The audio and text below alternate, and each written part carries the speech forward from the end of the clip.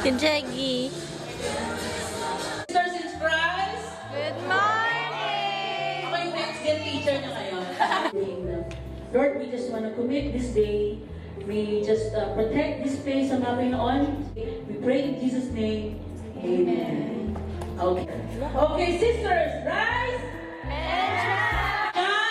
Rise. Okay, thank you. Rise for more. Yes, meron po. So ngayon po, ng job nyo, current, or yung... Ayun na yung tanong ko ba? Okay. Parang problemado ka dyan. Go around and go... Eres. Holy... Yeah. Hindi ikaw nasulat yan!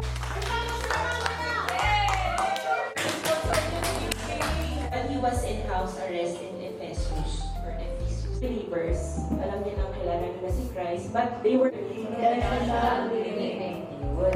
Praise God. Okay, It's not about me, but it's God's grace and it's the work of the Holy Spirit in and through me na nagtatransform tayo. Amen. Praise God.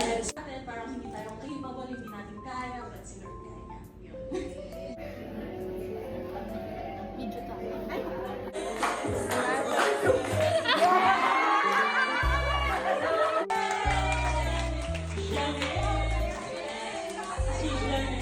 All stand. Pray for them. Heavenly Father, we thank you and honor you, Lord, through the lives of these leaders that you have brought up on this year. Give up everything to your most mighty and beautiful name, Jesus. We pray. Amen. Let's clap once again. Hallelujah. You haven't defined. You can chase a victory you haven't clarified, and both of it, you can also celebrate what you can't measure. Year, meron tayong mga pag-event. So, ngayong And also the back discipleship covenant. Yeah.